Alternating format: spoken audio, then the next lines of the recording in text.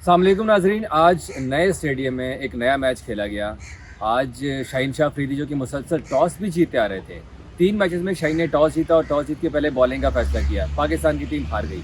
आज कुछ चेंज हुआ थोड़ा सा, टॉस शाहीन शाह अफरीदी हार गए तो हमें लगा कि यार आज पाकिस्तान की टीम मैच जीत सकती है, क्योंकि न्यूजीलैंड ने जब टॉस जीत के पाकिस्तान को बैटिंग की दावत दी। हमने कहा यार आज थोड़ा सा चेंज हो जाएगा, क्योंकि क्राइस्ट चर्च का मैदान है, एक नया मैदान है। पिछले मैच हार के आ गए तो पाकिस्तान की टीम आज जो शिकस्तों का जो दुख है ना, वो भूल कर एक नए स्पिरिट के साथ, एक नए जज्बे के साथ मैदान में उतरेगी।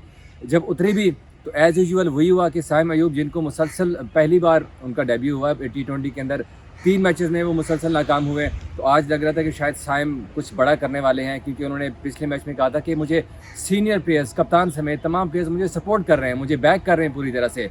तो इसीलिए उनको मुसलसल मौके दिए जा रहे थे। चौथे मैच में मौका मिला लेकिन वो अवेल नहीं कर सके, और वो आज भी दूसरे ही ओवर में पवेलियन वापस लौट गए। फिर बाबर आजम है, जिन्होंने 3 मुसलसल निफ्ट सेंचुरियाँ स्कोर की थी, लेकिन आज बाबर आजम भी नहीं चल सके उस तरह से। सिर्फ वाहिद रिजवान थे जिन्होंने 90 रन्स नॉट आउट किए। ओपनिंग पे आए थे और आखिर तक वो आउट नहीं हुए। तकरीबन 62 या 63 गेंदों की पर उन्होंने 90 रन बनाए, जिसमें से सिर्फ 2 छक्के हैं और 6 चौके लगाए। बाकी कोई भी प्लेयर्स विकेट के ऊपर ना ठहर सका। मैं आपको ज़रा सा स्कोर बता देता हूँ कि बाबर आजम ने 11 गेंदों पे 19 किया। फ़खर जमान लग रहा था कि जैसे वो टेस्ट मैच खेलने के लिए आए हैं। ना उनसे स्पिनर के खेला गया, ना उनसे फास्ट बॉलर्स को खेला गया। 15 गेंदों के ऊपर 9 रन बनाए फ़खर जमान ने। साहिबजादा फरहान 5 साल बाद उनका कमबैक किया जा रहा था। अच्छा, आज एक बड़ी इंपॉर्टेंट चीज़ जो मुझे लग रही है इस सीरीज़ में, कि वो खिलाड़ी जिनके लिए हम हमेशा से आवाज़ बुलंद करते आ रहे थे, आज़म खान पावर हिटिंग करते हैं, लंबे लंबे छक्के लगाते हैं, मौका नहीं दिया जा रहा, मुसलसल मीडिया आवाज़ उठा रहा था, मौका दिया गया, फेल हो गए। साहिबजादा फरहान 5 साल बाद उनकी टीम में कमबैक हुआ। उनके लिए बड़ी आवाज़ें उठाई हम लोगों ने, क्योंकि डोमेस्टिक में यार इतने रन बनाए। जब भी साहिबजादा फरहान खेले सेंचुरी करे, जब भी साहिबजादा फरहान खेले डबल सेंचुरी करे, T20 का कप खेले यहाँ पर तो 50s करे, मतलब तेज़ तरीन इनिंग्स खेले यहाँ पर। इस तरह की ज़बरदस्त इनिंग्स खेल रहे थे यहाँ पर। तो हमने भी कहा कि चलो यार, इतना ज़बरदस्त टैलेंटेड प्लेयर है उसका, तो उसको वापस आना चाहिए पाकिस्तान टीम में। जो अच्छा टैलेंट है वो ज़ाया नहीं होना चाहिए। साहिबजादा फरहान को मौका दिया गया तो आज जनाब आए, पहली गेंद के ऊपर सिंगल ले लिया और साथ ही फिर 1 रन बनाकर चलते बने। लेग साइड के ऊपर उसने बड़ा आसान सा कैच थमा दिया और वो आउट हो गए। फर्गूसन की गेंद के ऊपर फर्गूसन ने एक ओवर में वहाँ पे 2 विकेटें ले ली थी और तब और पाकिस्तान की टीम गिर गई। इफ्तिखार अहमद मुसलसल मौके दिए जा रहे हैं उनको, 3 मैचेस में नाकाम हुए। हालांकि बेंच के ऊपर हमारे पास हसीबुल्ला भी बैठे हुए हैं। हसीबुल्ला का आप स्ट्राइक रेट चेक करें, सबसे अच्छा स्ट्राइक रेट है। तेज़ खेलते हैं, बड़ा अच्छा खेलते हैं, विकेट कीपिंग भी कर लेते हैं। आज अगर हसीबुल्ला को मौका दिया जाता है इफ्तिखार की जगह के ऊपर, तो शायद हम अपना बेंच स्ट्रेंथ आजमा लेते पूरी तरह से। शाहीन शाह अफरीदी तो कह रहे थे कि हमने T20 वर्ल्ड कप की तैयारी करनी है। तो भाई तैयारी आप किस तरह करेंगे जब आप पता भी है कि सीरीज़ हार चुके हैं? अब वाइट वॉश होने जा रहा है ना, 4-0 तो हो गया है। तो अगर आप वाइट वॉश से बचने के लिए आप कम से कम बाकी जो बेंच स्ट्रेंथ भी आजमा लेते। आपके पास हसीबुल्ला था, उसको आपने क्यों नहीं आजमाया? आजम खान की जगह आपने साहिबजादा फरहान को खिलाया, बड़ा अच्छा डिसीजन था, ताकि हमें ये भी तो आइडिया हो जाए ना कि हम जिनके लिए आवाज़ें बुलंद करते आ रहे थे, जो मुसलसल डोमेस्टिक में इन पिचेस के ऊपर यहाँ पर कभी पिंडी, कभी कराची, कभी पेशावर, कभी यहाँ कजाफी स्टेडियम में इतना कुछ कर रहे होते हैं, इतने रन बना रहे थे, तो उनका इंटरनेशनल एक्सपोजर भी तो पता होना चाहिए ना कि वो कितने पानी में है। न्यूजीलैंड की, ऑस्ट्रेलिया की पिचेस पे तो आप लोगों को मार पड़ी है, न्यूजीलैंड भी वैसे का वैसा कर रहा है आपके साथ और वहाँ भी आपको मार पड़ रही है। खैर, उनके साथ साथ फिर अलबत्ता नवाज़ ने एक बार फिर से आज इम्प्रेस किया। पिछले मैच में बड़ी अच्छी, बड़े शॉर्ट टर्म के लिए आए थे, मतलब बिल्कुल एंड के आखिरी के 1-2 ओवर्स के लिए आए थे। आज भी ऐसी हुआ कि आखिरी 1-2 ओवर्स के लिए आए नवाज़, और उन्होंने एडम मिलन को मुसलसल 3 छक्के भी मारे और 21 रन बनाकर वो नॉट आउट रहे 9 गेंदों की पर। और इन 21 रन ने पाकिस्तान की थोड़ी बहुत लाज रख ली। अदरवाइज़ हमसे ये जो आज हमने टारगेट किया ना 158 का, ये भी नहीं होना था।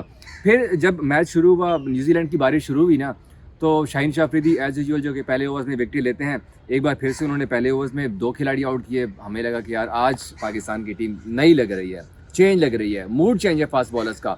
जमान खान आया, दूसरा ओवर अच्छा गया। फिर शाहीन शाह अफरीदी आए अपने दूसरे ओवर के लिए, उसमें भी एक और विकेट ले ली और 20 रन के ऊपर न्यूजीलैंड की 3 विकेटें गिर गई। मतलब न्यूजीलैंड का टॉप ऑर्डर जो कि खतरनाक तरीन फिन एलन, उसको आपने उड़ा के रख दिया। टिम सैफर्ड को उड़ा के रख दिया जो कि केन विलियमसन की जगह के ऊपर आए हुए हैं। विलियम को उड़ा के रख दिया। फिर डेरल मिचेल और ग्लेन फिलिप्स जो कि चले ही नहीं सीरीज़ में यार, वो यहाँ पर खड़े हो गए। और उसके बाद तो फिर उन्होंने जो हालत की है, 7 चौके मारे डेरल मिचेल ने, 5 चौके मारे ग्लेन फिलिप्स ने, 3 छक्के लगाए फिलिप्स ने और डेरल मिचेल ने 2 छक्के लगाए। जबकि दूसरी जाने पाकिस्तान का देखिए ना तो उन्होंने आज बाउंड्रीज के ऊपर तो फोकस ही नहीं किया। रिजवान ने आखिरी 5 ओवर्स में एक भी बाउंड्री नहीं लगाई।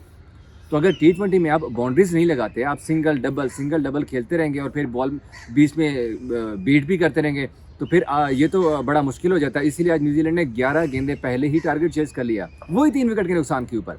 उसके बाद एक भी विकेट नहीं ली गई है। मैं ज़रा बॉलर्स की परफॉर्मेंस आपके सामने रखता हूँ ना। शाहीन शाह अफरीदी ने 4 ओवर्स में 34 रन दिए हैं। नवाज ने 4 ओवर्स में 41 रन दिए हैं, सबसे ज़्यादा मार नवाज को पड़ी है। मोहम्मद वसीम ने 3 ओवर में 24 रन और हारिस रऊफ ने 3.1 ओवर्स में 29 रन और उसका इकोनॉमी रेट चेक करें तो 9 का।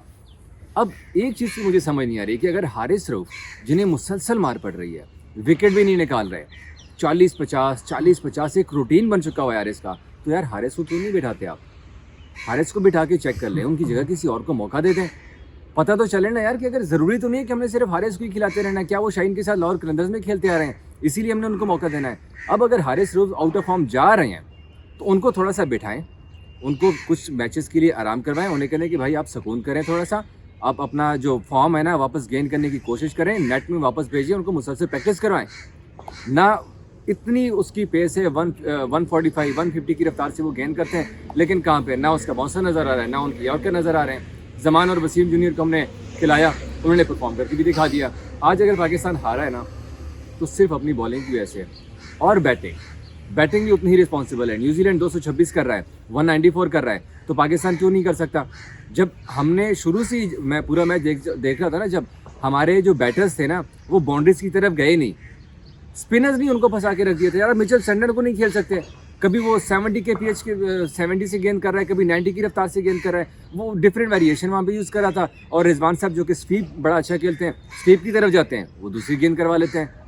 रिजवान को फंसा के रखा हुआ था, फ़खर जमान को फंसा के रखा हुआ था। अगर हमारे बैटर्स का यही हाल है ना, तो मेरा ख्याल है कि फिर वो दिन दूर नहीं है, परसों ही बल्कि, कि फिर आप 5-0 से हार के वापस आएंगे।